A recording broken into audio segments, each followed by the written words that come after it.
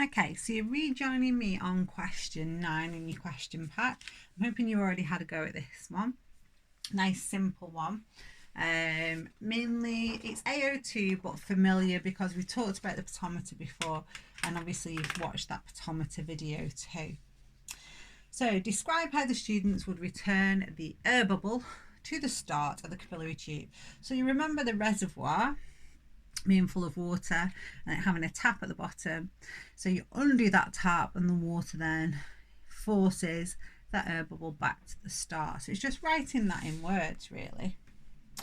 So we've got open the tap at the bottom of the reservoir and the water will force the air bubble back to the start. That's what I've written there. So that's enough to get me my 1 mark on that one. Second question, give 2 precautions the student would have taken when setting up the pedometer to obtain reliable measurements of water uptake by the plant shoot. Well, there's loads of different ones to talk about. These are the ones I've gone for. We'll compare them to yours. So I've got place Vaseline around the joints to prevent air entering. So that one is one precaution. Cut the stem underwater and attach the pedometer underwater to ensure the water column in the xylem is continuous with the water in the pedometer. 2 good ones there. You can have as well, just having a look at my mark, seeing it's quite a number. Cut the shoot at a slant. That helps to ensure water doesn't enter the xylem. Dry off the leaves. That again, moisture on the leaves would affect transpiration rate. Shut your tap. So shutting your reservoir tap would be important. And also noting where the bubble starts in your kit is there too. But I like my 2, they're nice strong mark points. They're always going to be on the mark scheme. You've got to be careful with these things because they're a bit transient. Some mark points are on some years and they're not seen as important the next year. So when it comes to a practical, I always think to myself, what things would really affect the results, and go for those first, which is why I've picked those 2. Okay, the pedometer measurement measures the rate of water uptake rather than the rate of transpiration. Give 2 reasons why the pedometer does not truly measure the rate of transpiration. So you'll see this question a number of times in the question pack. This is how else is water used in the plant? So water is not just moving up through the roots, up the plant and out of the leaves. The water is required for processes in the plant, and so the amount that moves up into the shoot is not going to be proportional to the amount lost by the stomata. Some is going to be used in the plant. So you've got to suggest reasons why or what it's used for. So 1 mark for photosynthesis. You can also have a mark point for it entering the vacuole and being used for turgidity of the plant, so keeping the plant turgid and upright. You can also have used for hydrolysis. You can also have produced in respiration or condensation reactions. Just be careful with using only metabolic answers in case they've decided in the mark scheme to go for 1 metabolic, which is why I've gone for 1 metabolic, so 1 reaction and something else. Okay, so let's have a look at our data set. Our data set is a bit strange. So in this experiment, they have removed leaves from the plant shoot. So in the first instance, they didn't remove any, then they removed 2, 4, 6, and then finally 8 leaves. So having a look at our data, the more leaves you remove, the greater the decrease in water uptake by the plant. So the question is, explain why. Explain why this relationship is true. Okay, it's not a difficult question, this one.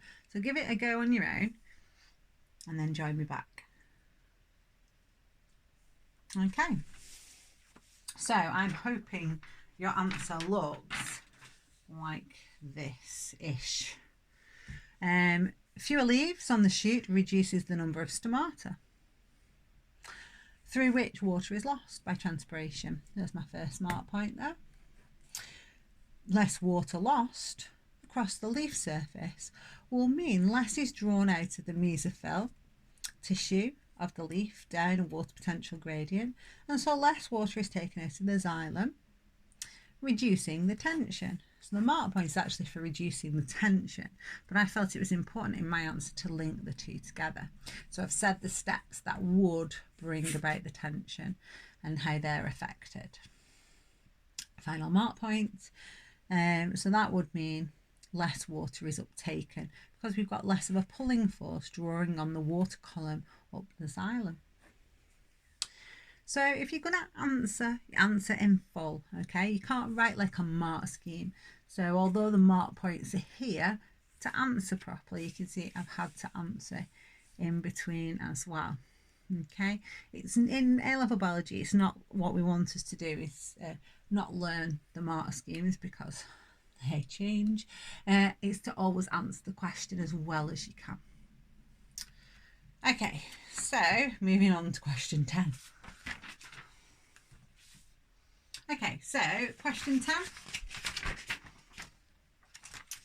Again, another investigation. I bet you're getting sick of practical questions, but unfortunately that's what this topic's all about. A student investigated the distribution of stomata on leaves from 2 species of plant. She removed small pieces from the lower surface of the leaves of each plant species. She mounted these pieces on separate microscope slides. She then counted the number of stomata in several parts of the epidermis of each piece of leaf tissue using an optical microscope. Suggest appropriate units the student could use to compare the distribution of stomata on leaves. So you're wanting to look at what she's measuring. Okay, so that's number of stomata, and then what will be an appropriate area to give in leaf tissue. Okay, so you can either, use number of stomata per centimetres square of leaf surface or millimetres square. Okay, next question. The pieces of leaf tissue examined were very thin. So we know this from our root tip squash. It's the same question they always ask about viewing specimens down the microscope. Why was that important? So you're writing the same answer that we did in our root tip squash. To ensure a 1 cell thick layer of sample, which allows the light to pass through the sample. Same answer. So 1 cell thick allows the light to pass through, 2 mark points. Give 2 reasons why it is important that the student counted the number of stomata in several parts of each piece of leaf tissue. Have a think. Okay, now you need to answer this in full, so maybe you'll write a very brief response. Mine is only just fitting on. To ensure the sample is representative. So sampling is difficult, isn't it? We're deciding to just measure a small area of the leaf, or in this case several small areas of the leaf. We want where they are to be representative of the whole leaf. Because some areas may have more stomata and some less. So if you only sampled one area, you could very much overestimate or underestimate the number of stomata. So if you get many areas sampled, okay, it means the average, the mean calculated, will be more reliable. Okay, so representative and reliable. But can you see fully answering the question? Not just trying to get away with using one word, because you will not get your mark points. So we're looking for an answer like this. Okay. Part D. Dead easy now. Xerophytic adaptions again. One of the 2 plant species was a xerophyte. other than the distribution of stomata, suggest and explain two xerophytic features the leaves might have. So I've gone for thick waxy cuticle. Okay, and that will ensure a reduction in water loss across the leaf surface. I've also gone for has spines instead of leaves to reduce the surface area of water loss across the leaf. Of course, I could have gone for rolled leaves, sunken stomata, hairs around the stomata. As you see in your student notes, it's a massive long list. What I need to make sure though is in each instance I say why. So in this case, for example, the spines instead of leaves, so to reduce the surface area for water loss across the leaf surface. So not just stating the feature, but the why is really important. Finally, for this question, part E. The student then compared the rate of transpiration from the two plant species. She did this by measuring the rate of water uptake by each plant. Suggest two reasons why the rate of water uptake of the plant may not be the same as the rate of transpiration.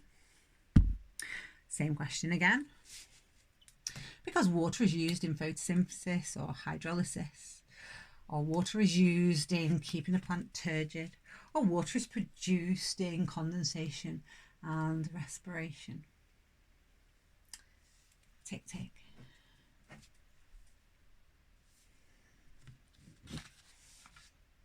Part D. Cross it out. I don't know what happened. Something wrong with the formatting. This bit of the question we've already done on another question. Okay, moving on to question 11. Now, question 11 is a new spec question. It's the kind of question that you might be tackling more of now. Okay, on the new specification, they like to give you multiple variables to consider in a practical. So in terms of our AO3, this is right at the top end of our thinking. So please have an expectation that this is going to be tricky. Not everybody's going to get the right answer. It's one of those types of question. So if you get some of the mark points, you're doing incredibly well. If you get them all, outstanding. Okay, so let's have a look at the question. Weird old data. Again, write on them, process the data first, really understand the practical. So, under the correct conditions, new roots grow from the cut end of a plant stem. Okay, so the scientists investigating the effect of substance X on the growth of new roots is what this investigation is. She used a ringing experiment to investigate the movement of substance X in the stem taken from lemon plants.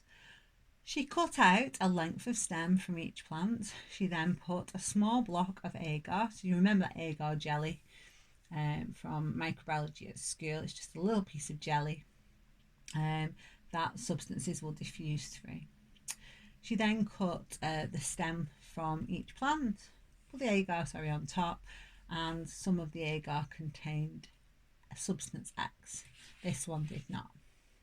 The diagram shows how she treated each stem. So D got a block of agar with no substance. E got substance X in the agar.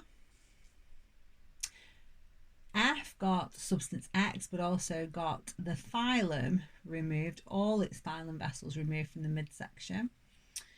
And substance X was also on the agar jelly in G. Phylum was intact, but it was cooled to 4 degrees in that middle section. So she grew the lengths of stem in each of these environmental conditions for 6 weeks and then found the number of roots per length of stem. Roots grew at the other end of the stem to the agar blocks. So this substance X has been transported through the stem, and it is that's being used for that growth, or that is affecting the growth of the roots. Let's have a look at the results. So D, we got 5 roots, even though substance X was not there. But with substance X, much bigger number of roots, 11 in E. But with no xylem, reduced roots, very much like no X at all. And cooled, also reduced roots, pretty much like no X has made it through the stem at all. So, treatment D was a control. Explain how the measurement was obtained, a measurement obtained from this control is used by the scientist.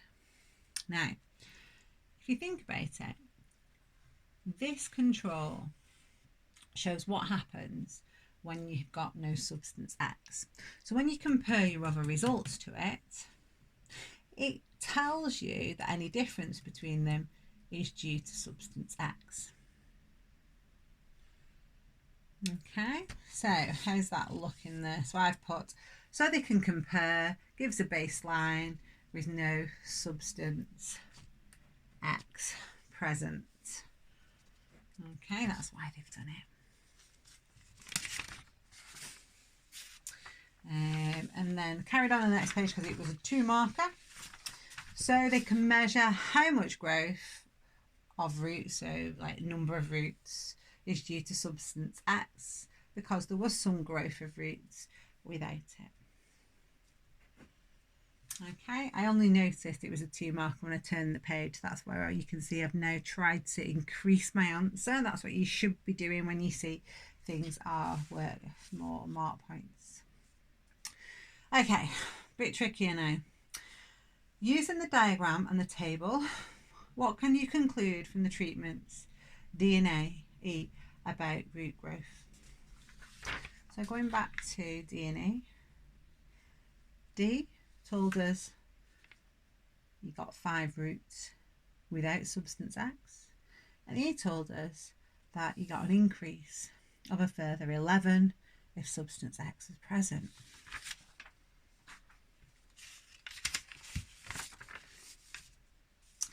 But that only gives us 2 mark points.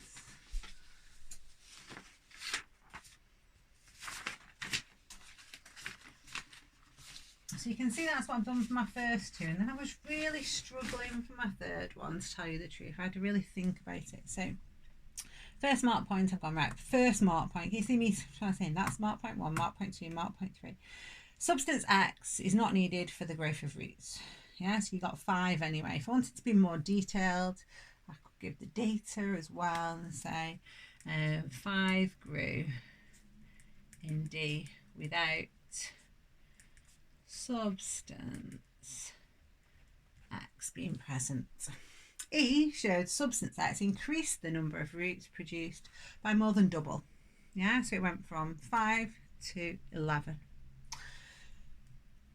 They're my first 2 mark points. Okay, third one, really tricky. Did you get this one? Did you see it?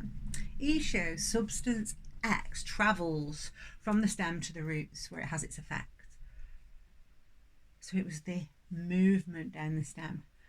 Okay, so that's what it proves compared to the other investigations. So the problem, because I was only thinking about D and E, meant I wasn't looking at the others, but you can see that these 2 here, where we prevent the xylem, take the xylem away, or cool this area, you didn't get the same movement of the X as you did in E.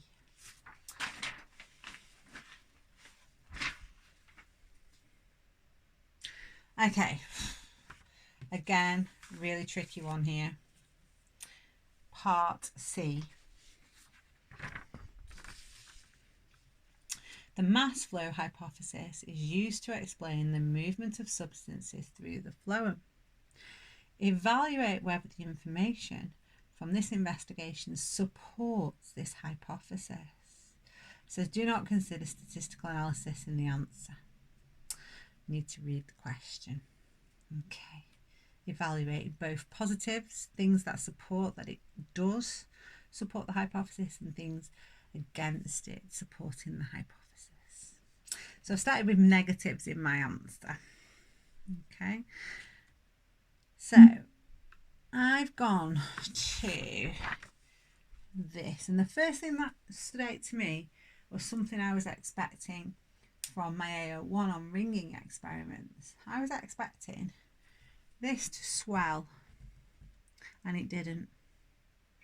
So the first thing I talked about is that there was no ringing swelling above the section of stem in experiment F, where the phloem has been removed. I'm just adding that for clarity. Okay, which would be expected, as you'd expect substance X to build up in that area, and that would pull in water by osmosis and you get swelling. So that's not happened. So I'm thinking, I don't think this experiment's got that evidence. That doesn't show that. Another negative I came up with was that there's also movement in E. Also the movement in E. There's no sort of proof in E that it is translocation. It could just have been diffusion or gravity pulling it downwards. All right, so that's my against. Then I've had to have a look at my data for positives. Where did this experiment support the idea of translocation? Okay, well, there was no movement when I removed the xylem, and when I cooled it to reduce active transport, if you like, it also didn't move as much, evidenced by the reduced number of routes compared to when it was able to move freely and quickly by not being cooled in E. So that's what I've gone for. So I've said, however, in F, all the phloem was removed and you only got 4 routes, showing substance X was not passed down the stem. So the phloem must be the way it moves. I've also then gone for, when cooled in G, movement of X was prevented too. This is evidence that the mass transport stopped as ATP was needed, and at 4 degrees respiration would be very slow. There wouldn't be enough ATP for active transport needed for translocation. So I've got 4 pretty strong things I've been able to draw from the data there. Can you see how you build your answer? Okay, and when I've written my answer, I'm thinking, right, that's another supportive statement. I need another one for 4 marks. I need 4 separate things I've said. Okay, another new spec for 12. Okay, remember to pause me whenever you want to have a good look at the data. Okay, so new spec again. Scientists investigated the effect of heat treatment on the mass transport in barley plants. They applied steam to one short section of the leaf of the heat treated plant. So this one here, the area is shown by the arrow. So here on your picture, they didn't steam treat this other control plant. They supplied carbon dioxide to this area here, which is the boxed area. So that radioactive carbon dioxide would have been used. It would have entered the leaf via the stomata, used in photosynthesis. The radioactive carbon becomes part of the glucose produced in that photosynthesis. That's then joined to, or converted to fructose, and the glucose and fructose are joined together, so you make sucrose, which is radioactive. So then we can trace where that radioactive sucrose goes. So we can see where the translocation goes. So after 4 hours, they found where that radioactive carbon had gone. They did this by, if you look, well, they don't say how, but you can see that radioactivity has just stayed in the leaf area after 4 hours for this plant, but is found to have travelled down through the plant from source to sink in the control plant. The other data underneath just tells us that in these two plants, when we measured the amount of water in the leaf, they're basically very similar. And if you have a look at the standard deviations underneath and we compare them, the way to compare the mean now with the standard deviation in consideration is to add that value and subtract that value to give you a range for each and to see if the two ranges overlap. And in this case, you can see that they definitely would. Okay. So if you get 92.8, you take 8.6 away and you add 11.3 to 84.6. Those two figures, the top of this one and the bottom of that one, will overlap. So they're not significantly different, those two means. Okay, so the scientists concluded that this heat treatment damaged the phloem. Okay. Phloem is all on this data here, isn't it? Explain how the results in figure 1 support this conclusion. So remember, after 4 hours, the radioactive sugars have just remained in the leaves of this plant, unable to pass where the heat damage has taken place. Not so for the control plant, which was not heated.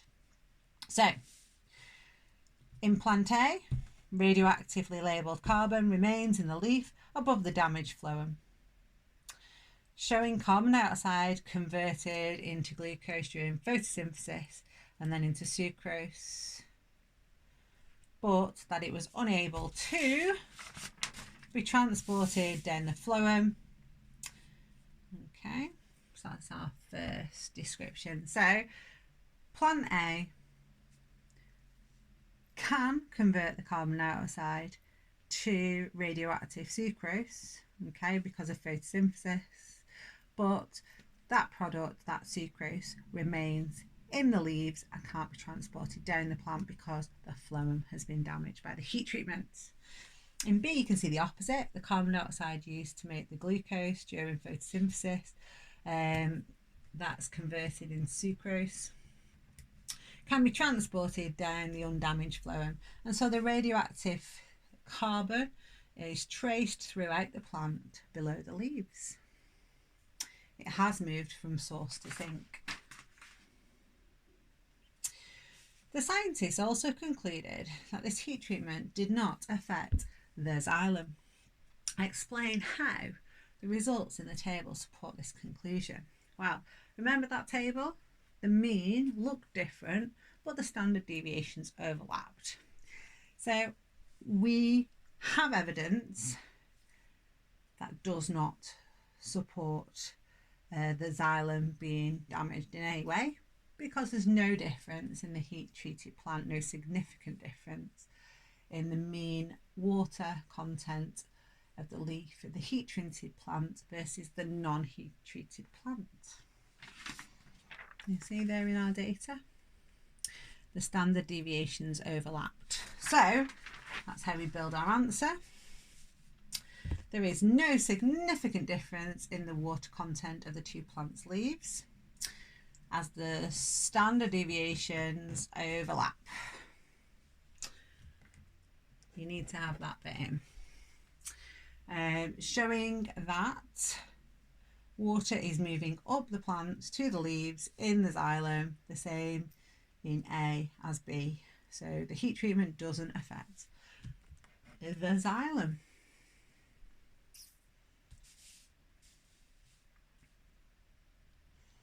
Okay. This next part C is a bit tricky to get your head round, so slow and steady, okay? The scientists then investigated the movement of ions from the soil to old and young leaves, of heat-treated barley plants and to the leaves of plants that were not heat-treated. In this case, the heat treatment was applied halfway up the leaves. The scientists determined the concentration of ions at the top and the lower halves of the leaves of each plant. Now, I tend to do this when I'm getting my head around stuff.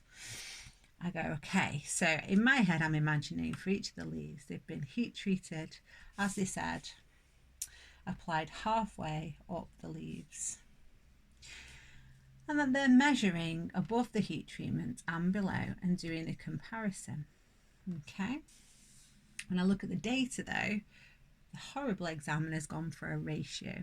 So this data, so the actual plots of these bars, are the ratio of ions in the top half when compared to the bottom half. So if I look at this old leaf, okay, and I say, well, it's about 0.46 in the top half of the leaf compared to, and whenever they do this in biology where they give you one bit of the ratio, you assume the other side is 1.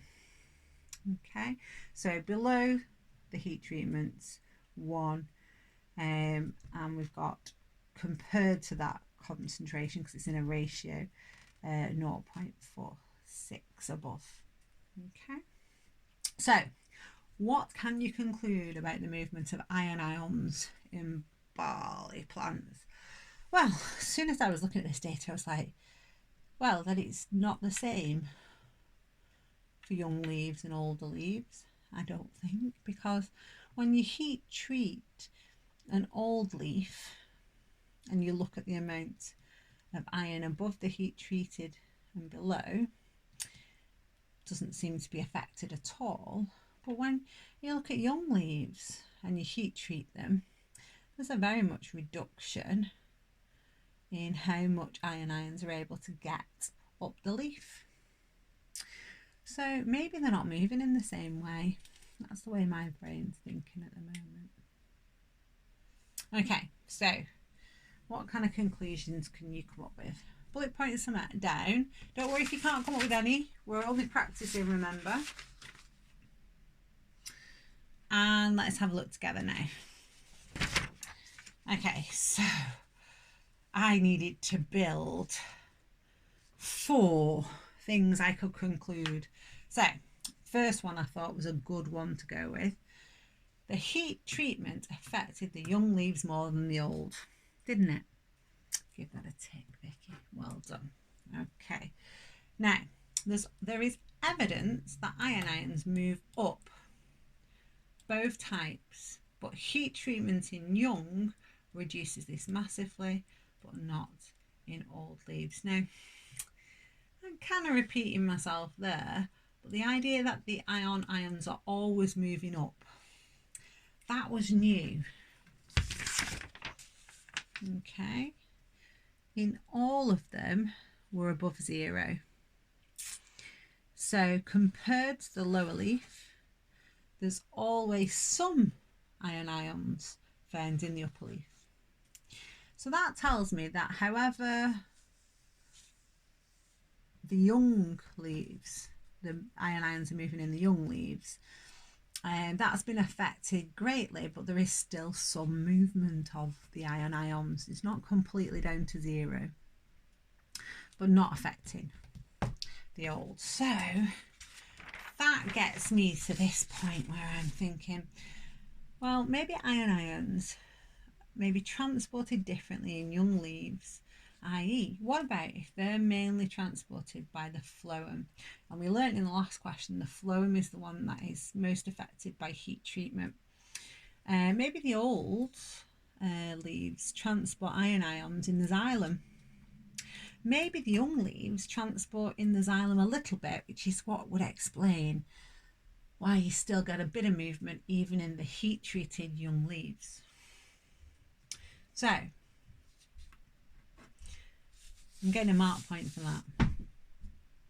More ions transported up both untreated and treated old leaves than young leaves. Okay, again, kind of repeating myself, but always lower than the bottom of the leaves. Oh, this is new. Because it's a ratio and they're all, if you think about it, less than 1. Okay, so the closest to a half concentration, if you like, in comparison in the upper leaf will be the old heat treated, but not quite there. So, but always lower than the bottom of the leaves, as they need to be over 1 in the ratio to be higher at the top of the leaf than the bottom of the leaf, and none of them were. They were all less than 0.5. Give myself a tick for that. Then I've said also there's no stats test to show if these differences are significant. So we don't know how many samples were taken, we don't know how many times it was repeated. So sometimes you can get away with saying things, if you're running out of ideas, about the methodology. So you can have a mark point to that as well. Okay.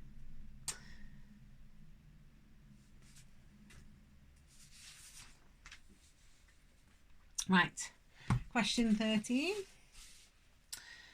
is a style of question called a comprehension question. And the comprehension questions, they are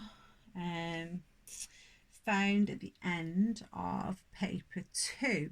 So you won't actually get any comprehension questions on anything that we teach you in year 1, but it's good to practice the skill. Okay, if it's a comprehension question, it means there's lots of information in here that's given to you that's brand new, that you wouldn't have known before, that you need to pick up from the text. We'll practice the year 2 ones in year 2. We've started to get a few examples of them now, within, us being a few years into the new specification, and they are a little bit more taxing than this, but it's good to start the process of getting used to them. So, got to read carefully. Some insect species feed on the leaves of plants. These leaf chewers bite off pieces of leaves. Other insect species feed on the sap from the phloem or the xylem. These sap feeders have sharp, piercing mouthparts that they insert directly either into the xylem or the phloem. Leaf chewers and insects that feed on the xylem sap are active feeders. This means they use their jaw muscles to obtain their food. In contrast, insects that feed on the phloem are passive feeders. This means they do not need to use their jaw muscles to take the sap up from the phloem. I'd be thinking, there's a hydrostatic pressure in the phloem.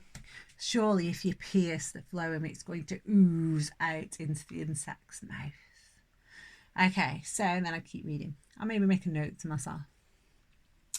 Feeding on the phloem sap presents 2 problems. First, phloem sap has a high sugar concentration. This could lead to a high pressure of liquid in the insect's gut because water is entering the gut from the insect's body tissues. Sounds like osmosis to me.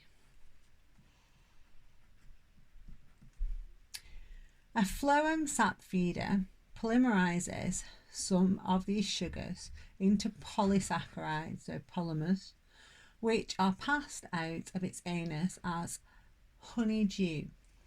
The second problem is that the phloem sap has a low concentration of amino acids.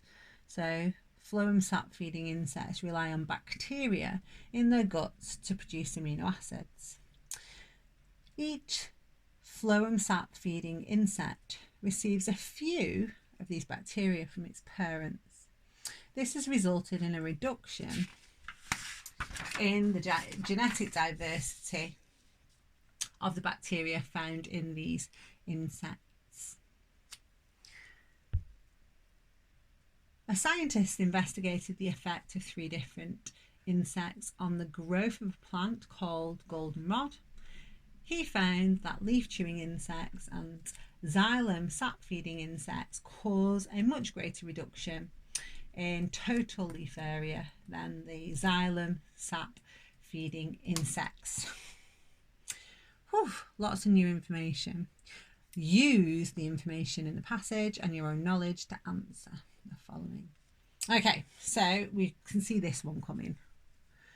Phloem sap feeders are passive. Phloem sap feeders do not use the jaw muscles to take up the sap from the phloem. Explain why they take up the sap without using the jaw muscles. I'm hoping you've just got onto this straight away. So their mouth parts just pierce the phloem. It's like a hollow tube, and the hydrostatic pressure in the phloem pushes the sap into their mouth. And I was quite happy until I read 3 marks and I was like, ooh, I need to put some more detail into where that hydrostatic pressure comes from to get the other 2 mark points, because that's only 1 mark point's worth there. So I've said from sucrose being actively transported into the phloem and water entering by osmosis from the xylem, increasing the volume. So now I've got those 2 mark points and my first one. Okay, so always keep an eye on how many mark points you're going for. Yeah, because even I have to add extra stuff to my answers to make sure I'm hitting those mark points. A phloem sap feeding feeder polymerizes some of the sugars into polysaccharides. So again, this is from our first topic. We're taking monomers and we're making them into polymers. Remember, polymers are large, they're insoluble. What do they affect? Sorry, what do they have little effect of? Okay, so it's a suggest. So you haven't been taught it directly, but you can work it out.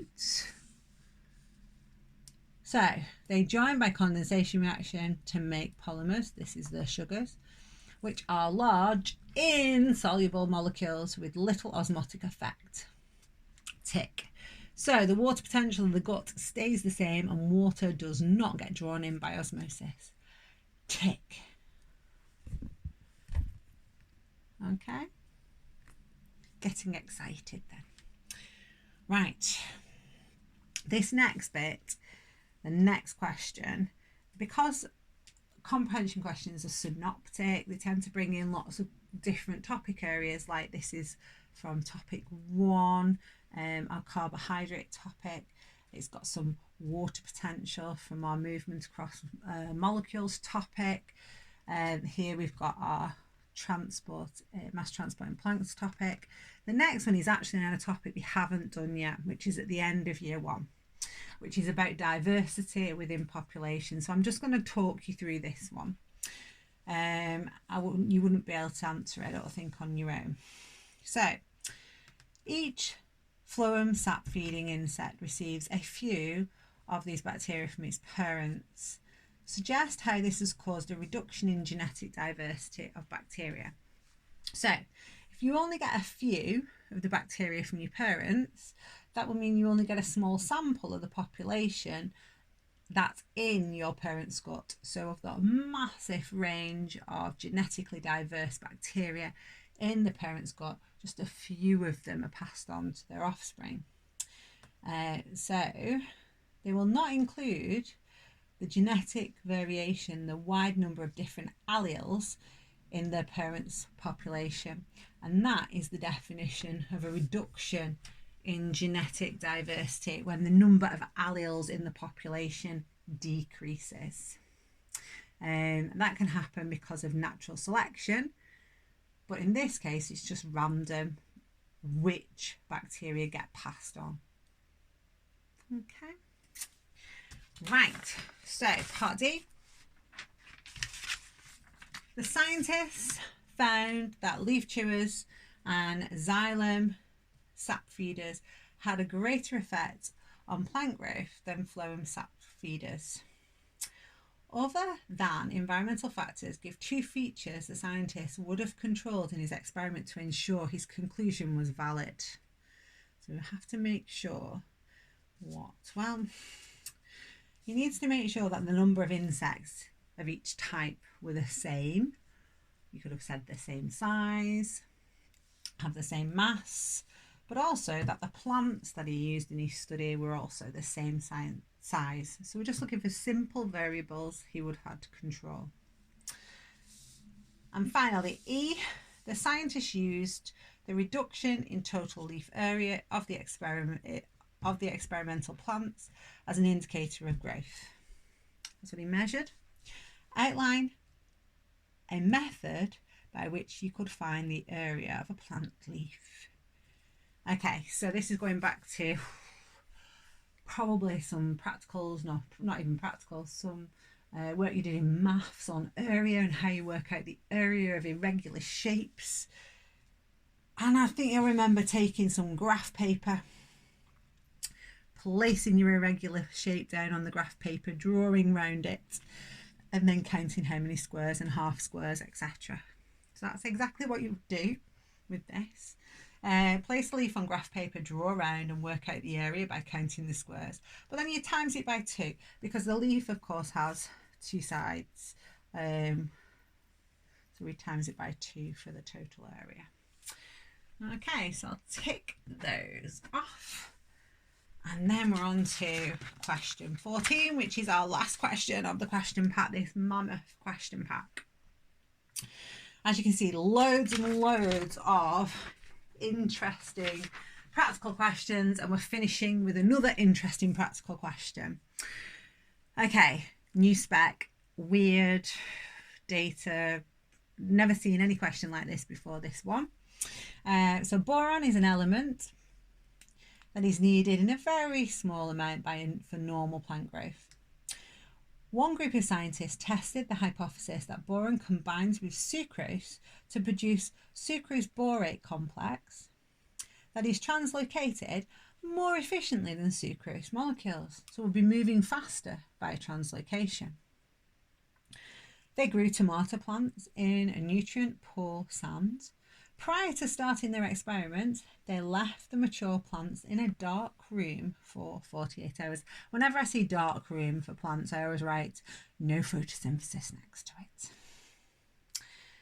For each plant, the scientists put one of its leaves into a solution of sucrose that was radioactively labelled. These leaves were then left attached to the plants.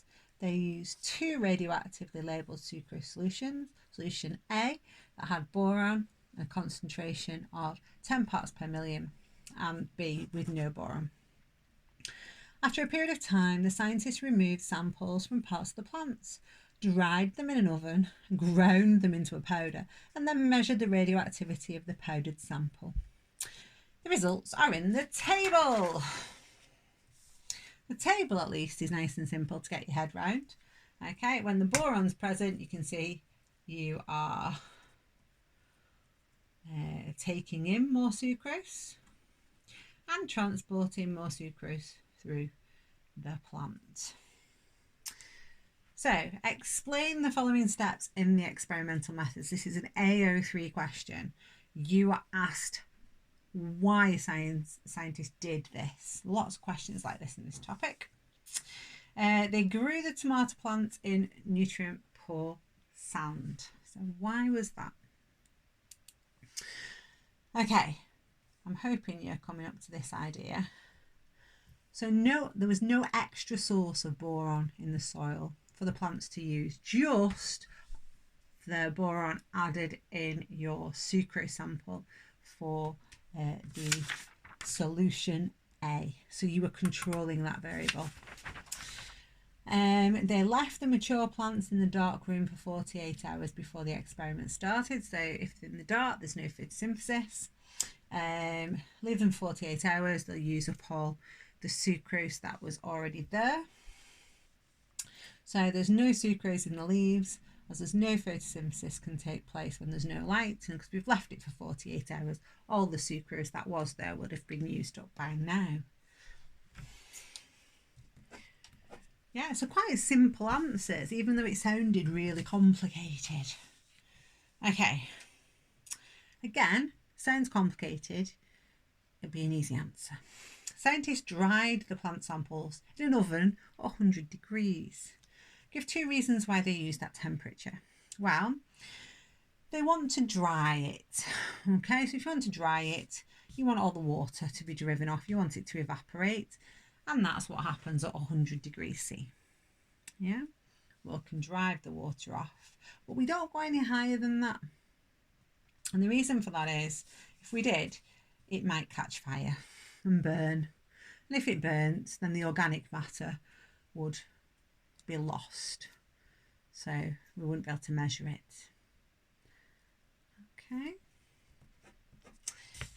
Okay, so do the scientists' results support their hypothesis? Give evidence from the table to support your answer. Now, even though they've not asked me to evaluate, I know my examiner well, and I know their mark scheme will have some points that support the hypothesis and some that are against it. And there probably won't be enough mark points on either side to get full marks. So I'm better hedging my bets and doing a bit for and a bit against unless they ask me to decide. So I've done a bit of 4. I think that was nice and easy. The uptake of sucrose and the movement of sucrose in all parts of the plant was high with boron. So the data showed that. I could have made more mark points out of that. I could have used the data. So if you've used the data to support each one of those, you can stretch that to 2 mark points. So if you have uptake higher and say how much, and you say movement to the root and say how much, you can make that into an extra mark point. Okay, so that's what I've done here. Can you see I've got a bit of extra data? So for example, 3.5 counts of boron in the root, and then 1.7 without. So if you've got some data, you can have an extra mark point for the data. It's not brilliant the way I've written it, so I've put a tick plus. Then I've decided to go against the hypothesis because I've run out of ideas. So I've said, well, they didn't do a stats test to show it was a significant difference. They've not given the size of the samples. I don't know how many repeat treatments they did. Okay, so that might be a way as well of stretching out to some more mark points. Okay, so add a mark point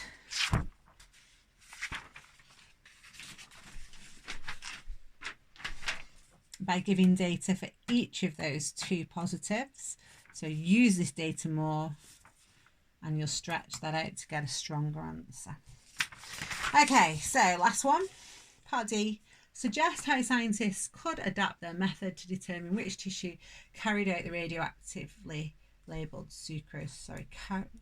Carried the radioactively labelled sucrose. So the way they did it was they kind of stopped the experiment, took the samples, and they knew at that point in time where it was, but they were looking at the whole part of that plant, so not the tissues.